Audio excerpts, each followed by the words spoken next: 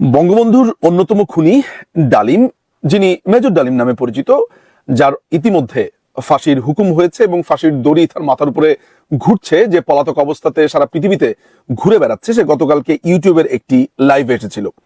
এটি নেটিজেনদের মধ্যে একটি চাঞ্চল্য তৈরি করেছিল, বিশেষ করে বাংলাদেশিদের মধ্যে এক ধরনের চাঞ্চল্য তৈরি করেছিল, কারণ একটা দীর্ঘ সময় ধরে সাধারণ মানুষের জানা ছিল না যে এই খুনি কোথায় আছে, সে বেঁচে আছে না মরে গেছে। গতকালকে ইউটিউবের লাইভের ফলে এতটুকু নিশ্চিত হয়ে গেছে সে বেঁচে আছে, যদিও এটি ডালিম কিনা সেটা নিয়েও প্রশ্ন এসেছে। তার পরিবারের যে সদস্যরা আছে তারা অবশ্য নিশ্চিত করেছে এটি মেজর ডালিম এবং তারা বলছে যে এটি সেই খুনি। দেখুন, এই বক্তব্যের ভেতরে কয়েকটা জিনিস আমি যদি লক্ষ্য করি তাহলে দেখব যে একটা লোক, সে নিজেকে দাবি করছে সে মুক্তিযোদ্ধা, নামের আগে সে বারবার বলছে বীর উত্তম, তার ভাইয়ের কথাও বলছে, স্বপন তার ভাই যে স্বপন তার কথা খুব গর্ব ভরে বলছে বীর বিক্রম।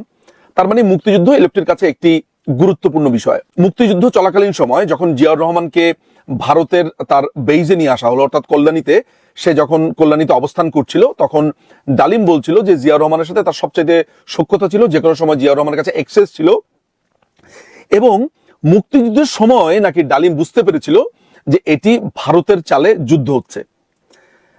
প্রিয় দর্শক, আপনি কি একবার ভেবে দেখেছেন যে এই প্রশ্নটা আপনার মাথাতে আসতে পারে বা আসা উচিত যে মুক্তিযুদ্ধ যদি ভারতের চাল বলে মুক্তিযুদ্ধের সময় আপনার মনে হয়ে থাকে, আপনি মুক্তিযুদ্ধ করেছিলেন কেন ফার্দার? আর মুক্তিযুদ্ধ যদি ভারতের চাল হয়ে থাকে তাহলে তো সেই মুক্তিযুদ্ধ আপনার জন্য অনেক ঘৃণার একটা ব্যাপার, আপনি সেটা নেবেন না কখনো, এটাতে আপনি গৌরব বোধ করবেন না। কিন্তু মুক্তিযুদ্ধের পরে যে মুক্তিযুদ্ধের তকমা আপনাকে দেওয়া হলো বীর উত্তম, সেটি আপনি আপনার গায়ে জড়ালেন কেন? কিংবা আপনার পরিবারের আপনার যে ছোট ভাই স্বপন, সে স্বপনও তো বীর বিক্রম, তার গায়ে জড়ালো, সেটা নিয়েও দেখি আপনার গর্ব আছে, কোনো আক্ষেপ আমি দেখতে পাচ্ছি না। নাম্বার ওয়ান প্রশ্ন। আপনারা দ্বিতীয় প্রশ্নটা খুবই গুরুত্বপূর্ণ, আমার কাছে মনে হয় যে এই প্রশ্নটা আপনারা উত্থাপন করতে পারেন, এটাকে আমার খুবই তাৎপর্যপূর্ণ মনে হয়। আপনারা যদি ডালিমের লাইভটা দেখেন তাহলে ডালিমের লাইভে একটা কথা পরিষ্কারভাবে বলা আছে যে মুক্তিযুদ্ধের সময় তারা সেনা পরিষদ নামে একটি সংগঠন গঠন করে এবং জিয়াউর রহমানকে কোরআন শরীফ হাতে ছুঁয়ে শপথ করানো হয় যে সে তাদের দলে এসেছে, এবং এই সংগঠনের কথা ক্ষমতায় যাওয়ার আগ পর্যন্ত তারা কেউ কাউকে বলবে না। জিয়াউর রহমানকে এই সংগঠনে একটি গাইড হিসেবে নেওয়া হয়। এই সংগঠনের উদ্দেশ্য কি ছিল এটি বলতে গিয়ে ডালিম বলছে এই সংগঠনের উদ্দেশ্য ছিল বঙ্গবন্ধু সরকারকে, অর্থাৎ ভবিষ্যতে যে বঙ্গবন্ধু সরকার হতে যাচ্ছে বাংলাদেশ স্বাধীন হওয়ার পর, সেই সরকারকে উৎখাত করা এবং বঙ্গবন্ধুকে হত্যা করবার পরিকল্পনা এই 25 বছরের এই সেনা পরিষদের যে রোডম্যাপ আছে সেখানে ছিল। আমার এই কথাটা যদি আরেকবার আপনার কাছে মনে হয় যে দেখি তো ডালিম কি বলেছে, আপনারা সেই লাইভ থেকে দেখতে পারেন, আমি আর এখানে জুড়ে দিলাম না, কারণ এখানে কপিরাইটের অনেকগুলো ইস্যুজ আছে। যেই লোকটা মুক্তিযুদ্ধের সময় বঙ্গবন্ধুকে হত্যা করবার প্ল্যান করে, সেই লোকটা যখন তার লিখিত গ্রন্থের মধ্যে, আমি সেই বইটা দেখাচ্ছি, এই বইটার ভেতরে সে বারবার বলছে বাকশালের জন্য, রক্ষী বাহিনীর জন্য, আওয়ামী লীগের অরাজকতার জন্য বঙ্গবন্ধুকে খুন করেছে, উৎখাত করেছে, তাহলে তার আজকের অর্থাৎ গতকালকের লাইভের সাথে তার এই বইয়ের বক্তব্য কি মেলে? সে তো বলছে মুক্তিযুদ্ধের সময় প্ল্যান করেছে। তো যেই লোকটা মুক্তিযুদ্ধের সময় বঙ্গবন্ধুকে হত্যা করার প্ল্যান করে, সে বাকশালের ধোয়া তুলছে কেন? সে রক্ষী বাহিনীর ধোয়া তুলছে কেন? এই প্রশ্নটা আজকের তরুণ তরুণীরা অনুগ্রহ করে করবেন এবং এটার জবাব আমার ধারণা আপনারা চাইবেন। এটা গেল দুটো। আর 3 নাম্বার যেটা, সেটাও আমার জন্য অনেক গুরুত্বপূর্ণ, সেটা হচ্ছে একটা দীর্ঘ সময় ধরে আপনারা শুনে এসেছেন যে মুক্তিযোদ্ধা ক্যাপ্টেন শেখ কামাল, তিনি নাকি আপনার মেজর ডালিমের ওয়াইফকে উঠিয়ে নিয়ে এসেছিলেন। গতকালকের তার লাইভের পরে আপনারা নিশ্চয়ই নিশ্চিত হয়েছেন যে শেখ কামালের কোনো ভূমিকাই সেখানে ছিল না, এবং অনেকদিন ধরে আমরা বলে এসেছি যে ডালিমের নিজের গ্রন্থেই লেখা আছে। আপনাদের মধ্যে অনেকেই সেটা বিশ্বাস করেছেন, অনেকেই করেননি। কালকে তো আপনাদের কাছে এতটুকু নিশ্চিত হয়ে গিয়েছে যে Sheikh Kamal had nothing to do with that incident. আচ্ছা, ওই ইনসিডেন্টটাতে বিয়ে বাড়িতে কি হয়েছিল, বিয়ে বাড়িতে হওয়ার পরে উঠিয়ে নিয়ে আসা নানান ধরনের কথাবার্তা শুনেছি। মাথায় রাখবেন যে একটা ফ্যাক্টের ভেতরে যদি একটা মিথ্যা থাকে, একটা গোলমাল থাকে, তাহলে পুরো ফ্যাক্ট নিয়ে কিন্তু আপনার প্রশ্ন উঠবে। আমি ওই ইনসিডেন্টটা নিয়ে আপাতত এই মুহূর্তে কোনো কথা বলছি না, কিন্তু আমি ইনসিডেন্টটার পরের যেই বিচার চাইবার যেই জায়গাটা আছে বা অংশটা আছে, সেই জায়গা থেকে একটা প্রশ্ন করছি। আমি আশা করি এই প্রজন্মের তরুণ তরুণীরা সেই প্রশ্নটা তুলবেন। সেই প্রশ্নটা কি? সেই প্রশ্নটা হচ্ছে যে বঙ্গবন্ধুর বাসাতে যখন গেলেন, সেখানে বঙ্গবন্ধু পুরো ব্যাপারটাকে মিটমাট করলেন এই বলে যে প্রথমে মাফ চাইতে বললেন গাজীকে, গাজী মাফ চাইলো এবং গাজীকে যা বলার বললেন, প্লাস মেজর ডালিমকে এবং নিম্মিকে অর্থাৎ ডালিমের ওয়াইফকে এই বলে কথা দিলেন যে গাজীর বিচার হবে। আপনি সেটা বিশ্বাস করেন আর বিশ্বাস না করেন, গাজীর বিচার হবে বলে বঙ্গবন্ধু বলেছে। ডালিম ওই মুহূর্তে সেটা মেনে নিয়েছে। ওকে, বিচার যখন হবে আমি দেখি কি বিচার করে, এই তো ঘটনা। এটা সে মেনে নিয়ে সেই বাসা থেকে বের হয়ে আসলো। তার বইতে যেটা লেখা আছে, যখন পরের দিন ক্যান্টনমেন্টে যায়, ক্যান্টনমেন্টে যাওয়ার পরে সেখানে মেজর হাফিজ, তারপরে হচ্ছে যে আপনার জিয়াউর রহমান, তারা তাকে নানানভাবে আপনার ইনফ্লুয়েন্স করতে থাকে যে না তুমি এত সহজে মেনে গেলা। আমি বলি সেই বইয়ের অর্থাৎ তার যে বইটা আছে যা দেখেছি, যা বুঝেছি, যা করেছি, এই বইটার 448 নম্বর পাতাতে পরিষ্কারভাবে লেখা আছে যে নানানভাবে ইনফ্লুয়েন্সের পরে সে রাজি হয়েছে, না এটা তাহলে গতকালকে যে বিচার করে দিয়েছে সেই বিচার আমি মানি না, এই তিনটা জিনিস করতে হবে, তিনটা জিনিস করলে আমি মানি। খেয়াল করে দেখেন, আপনি একটু ভালোভাবে চিন্তা করে দেখেন যে একটা ঝামেলা হয়েছে, ঝামেলা হওয়ার পর আমি বিচার নিয়ে একজনের কাছে গেছি, সেই যার কাছে আমরা বিচার নিয়ে গেছি সে বলেছে বিচার তিনি করবেন, অর্থাৎ বিচারের অথরিটি তিনি, বিচার তিনি করবেন। রিজনেবলি যদি আমি চিন্তা করি তাহলে সেই লোকটাকে আমি কয়দিন সময় দিব? ন্যূনতম আমি যদি ব্যক্তিগতভাবে রিজনেবলি চিন্তা করি আমি তাকে 7 দিন সময় দিব, 7 days। মনে করা যাক আমার থেকেও আরো কম সময় দিতে অনেকে আগ্রহী, না 7 দিন দিব না, 1 দিন সময় দিবেন, 3 দিন সময় দিবেন, 5 দিন, মানে আপনারা যাই বলেন না কেন ন্যূনতম তো 1 দিন সময় দিবেন। ওই 1 দিন সময়ও বঙ্গবন্ধুকে দেওয়া হয়নি। পরের দিন ক্যান্টনমেন্টে গিয়ে তারা সেনাপ্রধান শফিউল্লাহর মাধ্যমে বঙ্গবন্ধুর কাছে চাপ প্রয়োগ করে যে তাদের 3টা দাবি মানতে হবে। খেয়াল করে দেখেন, বঙ্গবন্ধু বিচারের আশ্বাস দেওয়ার পরেও যখন এই বাড়াবাড়িটা করা হচ্ছে, সেইটাকে আপনি কি প্রশ্নবিদ্ধ করেন যে ভাই তোমার তো উনি বললো যে এটার বিচার উনি করবেন এবং অলরেডি সেই লোক তোমার কাছে মাফও চাইছে। তাহলে বঙ্গবন্ধু যদি বিচারের কথা বলে এবং তুমি যদি সেইখানে মেনি মুখর মতো সেটা মেনেও নাও, তুমি সেই সময় প্রতিবাদ করলা না কেন? না মানি না, মানি না, তুমি তো সেখানে মেনে নিলা। মেনে নেওয়ার পরে তুমি তাকে দায়িত্ব দিলা, দায়িত্ব দেওয়ার পরে তুমি বাসায় এসে বললা আমি মানি না, এটা তোমার ছ্যাচরামি। এবং তুমি কি শর্ত দিয়েছো সেটা একটু আমি দর্শকদের উদ্দেশ্যে পড়ে শোনাই, তোমার বই থেকে আমি বলছি। 448 পাতাতে তুমি লিখেছো যে গাজীকে তার সংসদ পদ এবং অন্যান্য সমস্ত সরকারি পদ থেকে এই মুহূর্তে অব্যাহতি দিয়ে তাকে এবং তার অবৈধ অস্ত্রধারীকে অবিলম্বে আর্মির হাতে সোপর্দ করতে হবে প্রধানমন্ত্রীকে, যাতে করে আইন অনুযায়ী তাদের সাজা হয়। আচ্ছা, একজন সংসদ সদস্যকে সংসদ পদ থেকে বর্জন করার জন্য কি লাগবে? তদন্ত করা লাগবে, সে কি করেছে সেটা অন রেকর্ডে থাকতে হবে, ডেফিনেটলি একটা প্রসিডিওর। কারণ আমি একটা এমপি কে তার নামে যা অভিযোগ আসুক না কেন বা ডালিমের নামেও যা অভিযোগ আসুক না কেন, আমাকে তো এনকোয়ারি করতে হবে, তদন্ত করতে হবে। আর সবচেয়ে বড় ব্যাপার হচ্ছে, ধরা যাক তদন্ত শুরু করলো, সাথে সাথে সদস্য পদ বাতিল করলো, আর্মির হাতে তুলে দিতে হবে কেন? তুই কে রে ভাই? তুই কে? তুই কি দেশের পুলিশ, দেশের আইন শৃঙ্খলা? ওকে যদি তুলে দিতে হয়, আমাদের পেনাল কোড আছে, পেনাল কোড অনুযায়ী তার নামে মামলা হবে, সাংসদের নামে যেভাবে আইনি ব্যবস্থা নেওয়া হয় সেইভাবে হবে। তোর হাতে তুলে দিবে কেন? তুই কি দেশের হর্তাকর্তা? তাহলে দর্শক আপনারা বুঝলেন যে তাদের দাবির মধ্যে ছিল তাদের হাতে তুলে দিতে হবে। মানে বঙ্গবন্ধুকে তারা গালমন্দ করছে, সমালোচনা করছে, নিজেরা যে গুন্ডামি করছে, মাস্তানি করছে, সেটা নিয়ে আপনি প্রশ্ন করেন। হ্যাঁ তাই তো, নিজুম ভাই তো এই প্রশ্নটা তুলেছে, ভ্যালিড প্রশ্ন। আপনার হাতে তুলে দিতে হবে কেন? আপনার বইয়ের ভিতরে লেখা আছে। 2 নাম্বার যুক্তি, গতরাতের সমস্ত ঘটনা সব প্রচার মাধ্যমগুলোর মাধ্যমে দেশের জনগণকে অবগত করবার অনুমতি দিতে হবে প্রধানমন্ত্রীকে, অর্থাৎ সমস্ত পত্রিকার ভিতরে এটা লিখতে হবে, অনুমতি দিতে হবে। মাননীয় প্রধানমন্ত্রী বঙ্গবন্ধু শেখ মুজিবুর রহমান সেই সময় প্রচার মাধ্যমগুলোকে এইটা প্রচার করতে বাধা দিয়েছে কিনা তার বইয়ের ভিতরে এটা লেখা নাই, ফলে আমরা এটা জানি না। সবচেয়ে বড় ব্যাপার হচ্ছে, একটা সাবজুডিস ম্যাটার যেটা অলরেডি বলা হচ্ছে, যেটার বিচার হচ্ছে, সেটা প্রচার মাধ্যমগুলোতে এনে আপনার ধান্দাটা আসলে কি ছিল? ওই যে মুক্তিযুদ্ধের সময় আপনি 25 বছরের চুক্তি করেছিলেন বঙ্গবন্ধুকে মেরে ফেলবেন, সেটা ফিল্ড রেডি করছেন, তাই তো? আচ্ছা, 3 নাম্বারটা ভয়াবহ। সেটা বলছে, যেহেতু গাজী আওয়ামী লীগের সদস্য, সেই পরিপ্রেক্ষিতে পার্টি প্রধান হিসেবে প্রধানমন্ত্রীকে ব্যক্তিগতভাবে মেজর ডালিম এবং তার স্ত্রীর কাছে ক্ষমা চাইতে হবে। মানে বঙ্গবন্ধু ক্ষমা চাবে ডালিমের কাছে আর ডালিমের ওয়াইফের কাছে। কেন?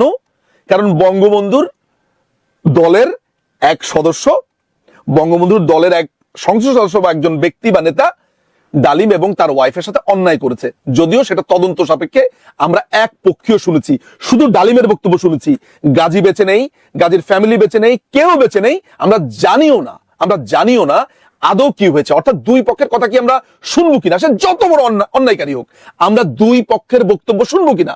কিন্তু দর্শক, আপনি কি একবারও বলেছেন আচ্ছা ডালিমের কথা শুনলাম, এবার গাজীর ফ্যামিলির কথা শুনি তো আসলে সেদিন বিয়ে বাড়িতে কি হয়েছিল? আপনারা কিন্তু সেটা শুনতে চাননি, আপনারা ডালিমের কথাই বারবার বিশ্বাস করছেন।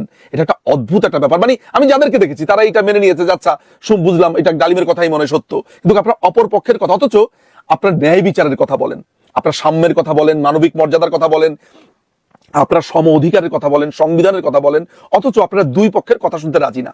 এখন গাজীর করা একটা অপরাধ যদি হয়ে থাকে, ধরা যাক অপরাধ হয়েছে, সেটার জন্য বঙ্গবন্ধু ক্ষমা চাইবে কেন? আর বঙ্গবন্ধু তো অলরেডি প্রচুর সাবমিসিভ হয়েছে তাদের কাছে, এই বইয়ের ভিতরে সেটা লেখা আছে। এবং আরেকটা আশ্চর্য জিনিস ডালিমের বক্তব্য থেকে আমরা দেখেছি, সেটা হলো গাজী যখন ডালিমের ফ্যামিলিকে গাড়িতে উঠালো, ডালিমের ভাষ্য অনুযায়ী, যদিও আমরা গাজীর পরিবার বা গাজীর ভাষ্য আমরা জানি না, তখন গাজীর ফ্যামিলির যারা যারা ছিল গাজীর বাসাতে, আর্মি তাদেরকে নিয়ে এসেছে আপনার ক্যান্টনমেন্টে বা তাদের ডেরাতে। আমার কথা হচ্ছে, আমি যদি আজকে একটা অন্যায় করি, তাহলে সেটার জন্য আমার বোনকে, মাকে গ্রেফতার করা হবে কেন? তাকে তুলে নিয়ে আসা হবে কেন? ধরা যাক আপনাদের মধ্যে কেউ একজন অন্যায় করলো, কাউকে খুন করলো, যে খুন করেছে আমরা তার শাস্তি নিশ্চিত করব, তার বিচার প্রক্রিয়ার ভেতর দিয়ে সে যাবে। সেই লোকের মা বাবাকে আমরা তুলে নিয়ে আসবো কেন ক্যান্টনমেন্টে? এই প্রশ্ন কি আপনি করেছেন? ডালিম কিন্তু এই তথ্য আপনাদেরকে দিয়েছে। ফলে আমার কাছে মনে হয় যে ডালিমের এই পুরো লাইভ যেন লাইভ না, এটা তার অপরাধের জবানবন্দি এবং তার কৃতকর্মের প্রত্যেকটা ডে টু ডে বর্ণনা। তো আপনারা এই প্রশ্নগুলো যখন করছেন, তখন আমি আপনাদেরকে একটা পাল্টা প্রশ্ন করতে চাই। যেই লোকটা বলছে যে আমি সেনা পরিষদ গঠন করেছি, এই বইয়ের ভিতরে পরিষ্কারভাবে লেখা আছে এই সেনা পরিষদ ছিল খুবই গোপন, খুবই তারা ভেতরে ভেতরে কাজ করতো, সৈনিকদেরকে তারা ইনফ্লুয়েন্স করতো, সৈনিকদেরকে তারা ইনসাইট করতো যাতে সরকারের বিরুদ্ধে কথা বলে। আচ্ছা, সেনাবাহিনীতে চাকরি করা অবস্থাতে আপনি যদি একটা গোপন সংগঠন করেন, আপনার শাস্তি কি? আপনাদের মধ্যে যারা আপনাদের ভাই বোন আত্মীয় স্বজন যারা সেনাবাহিনীর মধ্যে আছেন বা সশস্ত্র বাহিনীর মধ্যে চাকরি করেন, তাদেরকে একটু জিজ্ঞেস করবেন তো, যে যদি সেনাবাহিনীতে চাকরিরত অবস্থাতে কোনো মানুষ গোপনে সরকার উৎখাতের জন্য, বা সরকার উৎখাত না, গোপনে আরেকটা সংগঠন করে, সে সেটা করতে পারে কিনা এবং সেটার জন্য তার শাস্তি কি? ও কিন্তু অকপটে সেটা স্বীকার করছে। কখন থেকে সে সেনা পরিষদটা গঠন করেছে? মুক্তিযুদ্ধের সময় থেকে, যখনও পর্যন্ত অ্যাপারেন্টলি বঙ্গবন্ধু জেলে বন্দী, মানে বঙ্গবন্ধু জেলে বন্দী থাকা অবস্থাতে, পাকিস্তানের জেলে বন্দী থাকা অবস্থাতে তাকে অপরাধীও বানানো হলো এবং বঙ্গবন্ধুকে উৎখাতের ষড়যন্ত্র করলো।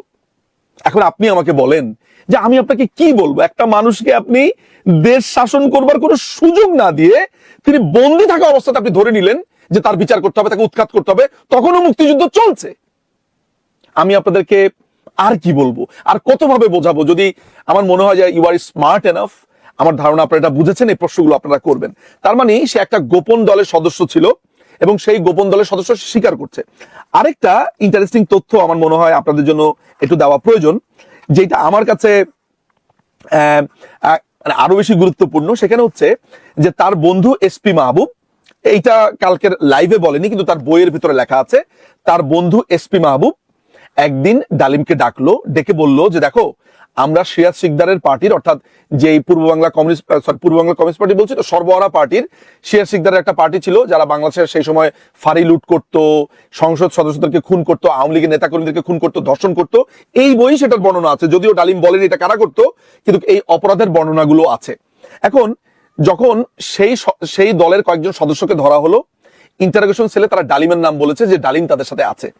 এসপি মাহবুব তখন ডালিমকে ডাক দিয়ে বলল যে দেখো ডালিম, আমি এই অপরাধীদেরকে ধরার পরে ওদের নোটবুকে তোমার নাম পাওয়া গেছে, প্লাস তারা তোমার নাম বলেছে।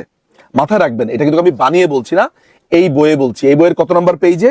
এই বইয়ের 469 নাম্বার পেজে যা দেখেছি, যা বুঝেছি, যা করেছি। এটা কত এডিশন? এটা হলো আপনার 2004-এর এডিশনের যে বইটা নবজাগরণ প্রকাশনী থেকে বের হয়েছিল, এটা মনে হয় এখন অ্যাভেলেবেল পাওয়া যেতে পারে। আচ্ছা, ডালিম তখন তার বইয়ের ভিতরে লিখছে যে আমি এই কথা শুনে ভরকে গেলাম, অর্থাৎ আমাকে যখন বলল যে সিরাজ শিকদারের যে কোনো সময় সিরাজ শিকদার গ্রেফতার হতে পারে, তার বিপদ হতে পারে, সে তখন এখানে বলছে আমি সাথে সাথে হাই কমান্ডকে জানিয়ে দিলাম। এখন আপনি আমাকে বলেন বা আপনারা আমাকে বলেন যে একজন সেনাবাহিনীর অফিসার, তার সাথে একটা খুনের ডাকাত পার্টি সিরাজ শিকদারের সাথে যোগাযোগ, যদি যোগাযোগ না থাকে তাহলে হাইকমান্ডকে সে কিভাবে জানিয়ে দিয়েছে? এখানে লেখা আছে বইয়ের ভিতরে, কি লিখেছে? সংবাদটা যত তাড়াতাড়ি সম্ভব সংশ্লিষ্ট মহলে পৌঁছে দিতে হবে, সাবধানের মান নেই। পরদিনই খবরটা জায়গা মতো পৌঁছে দিয়ে সাবধান করে দেওয়া হয়েছিল। তার মানে এই ডালিম, এই খুনি ডালিম, বঙ্গবন্ধুর খুনি ডালিম, তার সাথে শুধু সে সেনা পরিষদই গঠন করেনি, সে শিয়ার শিকদারের পার্টিও করতো, তাদের সাথে সংযোগ ছিল। এই মোটা দাগে এই প্রশ্নগুলো করলাম, আরো অনেক ছোট ছোট ছোট ছোট ইস্যু নিয়ে আপনার সাথে আলোচনা করা যায়, কিন্তু মোটা দাগে এই প্রশ্নগুলো আমার মাথায় এসেছে এবং আমার মনে হয় এই প্রশ্নগুলো ডালিমকে করা দরকার। এছাড়াও সে বলেছে যে শহীদের সংখ্যা নিয়ে কথা বলেছে, বুদ্ধিজীবীদেরকে হত্যা নাকি ভারতীয়রা করেছে, পাকিস্তানিরা করেনি। মানে পুরো শরীরের ভেতরে সে মুক্তিযুদ্ধের তকমা নিয়ে ঘুরছে, বীরুত্তম নাম নিয়ে ঘুরছে, কিন্তু এই খুনিটা কমপ্লিটলি মুক্তিযুদ্ধকে অস্বীকার করে, কমপ্লিটলি সে মুক্তিযুদ্ধকে মানে না। মুক্তিযুদ্ধ চলা অবস্থাতে সে বঙ্গবন্ধুকে হত্যার পরিকল্পনা করেছে। তাহলে বঙ্গবন্ধুকে খুন করার পরে খুনিরা যে বারবার বলেছে যে আমরা উনার শাসন আমলের অনেক বাজে পরিস্থিতি দেখে খুনের পরিকল্পনা নিয়েছি, আমরা বাকশালের কারণে করেছি, উনি একনায়ক হয়ে গিয়েছে সে কারণে করেছি, তাহলে তো সবকিছুই মিথ্যে কথা। মুক্তিযুদ্ধের সময় যদি তাকে হত্যা করার পরিকল্পনা করে জিয়াউর রহমানকে কোরআন শরীফ হাতে ছুঁইয়ে, তাহলে আর বাকশাল, উনি একনায়ক, এই আলাপগুলো আর কেন আসবে ভাই? এই প্রশ্নগুলো আপনি করেন, এই প্রশ্নগুলো আপনাকে করতে হবে। লাস্টে শুধু একটা কথা বলি, একটা না দুটা কথা বলি। একটা হচ্ছে যে তিনি বলছেন যে বঙ্গবন্ধু ইংরেজি ভালো বুঝতেন না, সে কারণে নাকি সিরাজুল হক তাকে 3 লাখ বলেছে, তিনি 3 লাখকে 3 মিলিয়ন মনে করেছেন। কিন্তু আশ্চর্য হয়ে যায়, রাশিয়ান পত্রিকা প্রাভদা 2রা জুন তাদের নিজস্ব পত্রিকাতে প্রকাশ করে যে 30 লক্ষ হত্যাকাণ্ডের শিকার হয়েছে, যেটা পরবর্তী সময় অবজারভার এবং মর্নিং নিউজ একটা পত্রিকা ছিল, তারা এটা পাবলিশ করে যে প্রাভদার বরাত দিয়ে যে প্রাভদা 30 লক্ষ বলেছে। এবং বঙ্গবন্ধু বলার আগে তাহলে রাশিয়ার পত্রিকা 30 লক্ষ বলেছে, তার মানে বঙ্গবন্ধুই প্রথম না, তার মানে বঙ্গবন্ধু এই 30 লাখ আলাপের কথাটা তোলেন নাই। আর এই মুক্তিযুদ্ধের সময় পাকিস্তানি বাহিনীর হাতে সরাসরি গুলি খাওয়া ছাড়া সেখানে অনাহারে, অর্ধাহারে, তারপরে পালাতে গিয়ে, ঘূর্ণিঝড়ে, পাকিস্তানি সেনাবাহিনীদের অত্যাচারে লুকিয়ে থেকে বা প্রাণ বাঁচাতে না পেরে বিভিন্নভাবে যেগুলো মারা গেছে, সরাসরি গুলিতে না, সেগুলো কি গণহত্যার আওতায় পড়বে না? যে ওই কাজটা না করলে এইটা হতো না? এই কথাটাও বা এই প্রশ্নটাও আমি আপনার প্রতি ছুড়ে দিলাম।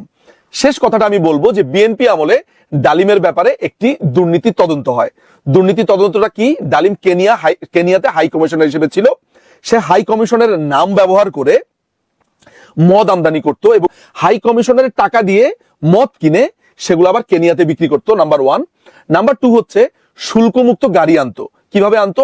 আপনারা জানেন যে হাই কমিশনের স্টাফরা আপনার শুল্কমুক্ত গাড়ি পায়, সেই গাড়ি নিয়ে এসে সে চড়া দামে বিক্রি করতো বিভিন্ন জায়গাতে, সেখান থেকে লাভ করেছে। প্লাস এই হাই কমিশনের কর্মকর্তা কর্মচারীদের বেতন হয় ডলারে। সে করতো কি, ডলারের যে এক্সচেঞ্জ রেটটা আছে সেইটাকে কাজে লাগিয়ে ডলারটা সে ভাঙিয়ে ফেলতো, ভাঙিয়ে ফেলে সে টাকার মূল্য মানে কর্মচারীদেরকে বেতন দিত। এটা নিয়ে অসন্তোষের তৈরি হয় এবং তার ব্যাপারে তদন্ত হয় এবং তার এই দুর্নীতির তদন্তের ব্যাপারটা আমরা জানতে পারি 13ই জুন 1995 সালে, তখন বিএনপি সরকার ক্ষমতাতে, এবং দুটো সদস্য বিশিষ্ট ব্যক্তিকে এই তদন্ত কমিটি দেওয়া হয়। পরবর্তী সময় ডালিম এই তদন্ত কমিটির সামনে না এসে পালিয়ে যায়, সিন্স দেন সে পলাতক। তার মানে যেই লোকটি দেশ পরিবর্তন করে দিবে, দেশ এই করবে, কোরআন শরীফ হাত ছুঁয়ে বলছে, বারবার আল্লাহর নাম নিচ্ছে, ইনশাল্লাহ বিসমিল্লাহ বলছে, এই ইনশাল্লাহ বিসমিল্লাহ বলে সরকারি মাল চুরি করছে, একটা গাড়ির লোভ সামলাতে পারছে না, মদের লোভ সামলাতে পারছে না, ডলারের এক্সচেঞ্জ রেটের লোভ সামলাতে পারছে না, আর সেই লোক বড় বড় কথা বলছে, আর এই প্রজন্ম সেগুলো গিলছে। লজ্জা কার হওয়া উচিত? আমার না যারা এইভাবে ভাবছে, না যারা এখন এই ডালিমকে হিরো মনে করছে তাদের? এই প্রশ্ন আমি তাদের কাছে ছেড়ে দিলাম। একজন খুনিকে যারা মহিমান্বিত করে, গৌরবান্বিত করে এবং প্রশ্ন করতে জানে না, এই রাষ্ট্র তাদেরকে কই নিয়ে যাবে, বা তাদের এই চিন্তা, তাদের চিন্তাই তো এই রাষ্ট্রকে শেপ করবে। এই রাষ্ট্র তাদেরকে কই নিয়ে যাবে, সেদিন তারা মাথা চাপড়াবে আর বলবে আমরা কতই না ভুলের মধ্যে ছিলাম। অনেক ধন্যবাদ।